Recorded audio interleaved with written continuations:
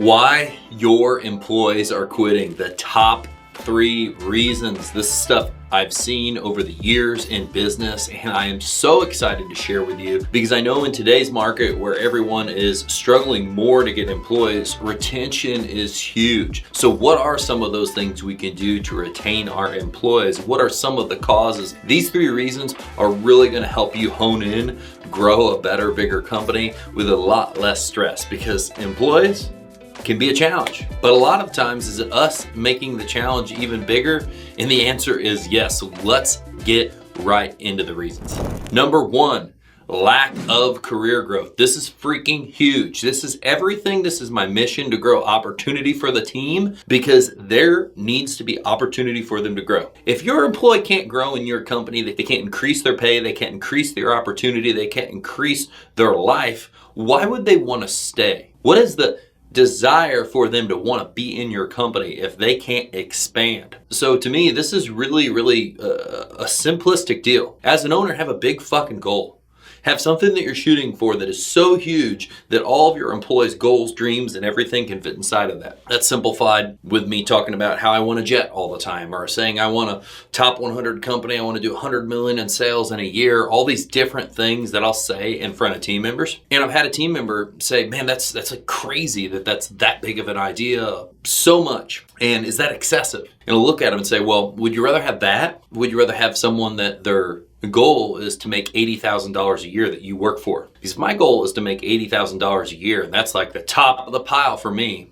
So you as an employee, what do you think you could accomplish in my company where my upper end pay is $80,000? That means your opportunity is compressed so much. So this goes back to lack of growth. And it might not even be the actual lack of growth that they have had. It could be the lack of growth that they perceive is available to them in the future, because they already know your goals, your dreams, your wishes. So if your goals, your dreams, and wishes are too small, it is going to show them, even if it's subconsciously, that they don't have that much to gain or that much opportunity to grow into at your company. So that lack of growth can keep them from wanting to be on board. They may go from your company where there's no lack of growth, or where there's lack of growth, come to my company where I'm talking about I want a jet, so I go to all of our locations. I want to create more problems, so there's more problems to fix. I want to be always fighting for these new levels and growing and expanding and 50 million, 100 million, large locations, hundreds of employees, thousands of employees, because they know that even though I sound crazy, I have a big dream. And inside of that dream, there's a lot of people that can fit, they can do really well, expand their opportunity. So number 1, lack of growth potential.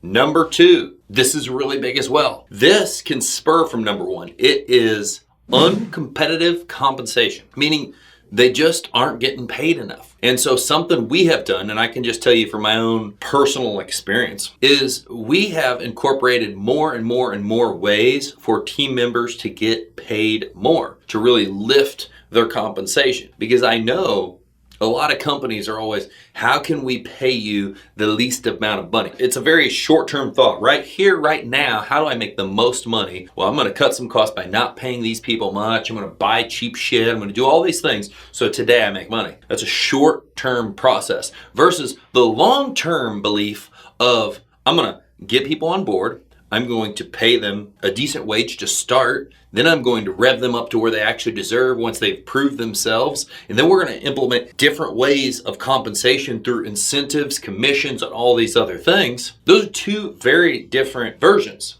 One person is trying to keep it all, keep it small, keep it tight. And the other person's like, hey, I know I need badass people on my team. I'm going to pay them good money and we're all going to expand together. And maybe in the interim, the very beginning, it's going to be a little more of a struggle. But I know the long game, when we scale, and I didn't pay for cheap help, and then they never stuck around because they were cheap help. They weren't valued when they started because you didn't pay them enough. So then they left to go find someone else that would hopefully value them more. So a lack of compensation is a huge issue, and it's something that's easy to mess up. I've had someone on board, I have overpaid them, and I've underpaid them, all because of my interpretation of who they were coming on, who that he or she was going to be in the company. And I do my best now to make sure compensation is good. Make sure that there's upsides in compensation, so it's not just your base pay. Everybody on the team has the opportunity to earn more money through incentives, through doing better, through referrals, through reviews, through all these different things for the company. But don't keep your compensation so narrow and so tight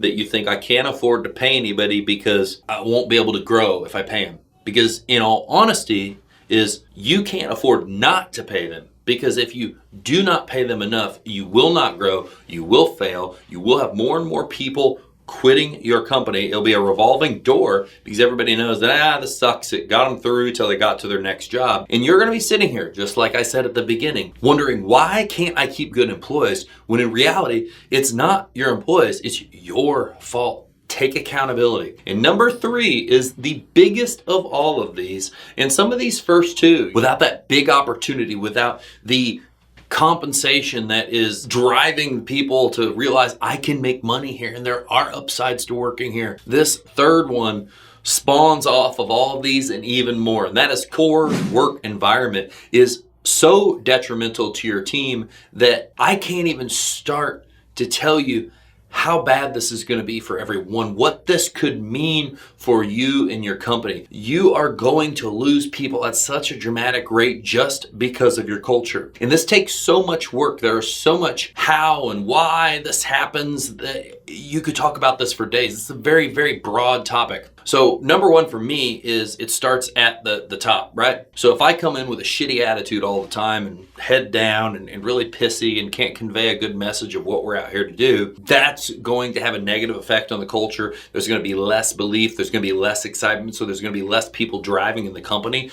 to create more. That is just one of the little pieces. 2, you get a bad employee on the team that's a cancer and it can drive down the culture. Put people in the wrong position over and over and over again. You don't try to find the right thing. That can drive bad culture. So many things can drive bad culture. And in reality, the owner, the person in the lead, needs to take charge of most of that. Because here again, another thing that happens, people wonder why their employees leave, why they go start their own businesses, why they go do this thing.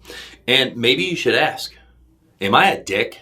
No, really, am I a dick? Am I somebody that they wouldn't want to work for? Somebody that I think I care about culture, but I don't really care about culture because I say shit like, well, culture is really important and someday when I have time, I'm going to work on the culture. If you're saying bullshit like that, that's why your culture is poor, because you don't have, here again, you don't have time to not pay attention to your culture, because it's another thing, just like you can't not pay your people enough because they are going to leave you. Culture is so dramatic, such a big part of your company that if you can't get that right, your team will all be at their wits' end all the time. And what they'll end up doing with a poor culture is now their job's a 9 to 5. It's something that they don't look forward to coming to. It's another job that they dread. And keeping people in a place like that is always going to be a challenge. If you look at my company, you look at my team members here in Florida, in Illinois, people say, and I've loved hearing this in Florida because a lot of these people didn't think this from the beginning. They didn't know it was going to be like that. But now they'll say, this is a job that I look forward to coming to. I look forward to getting here. I look forward to hanging out with everybody. And it's because we fostered a culture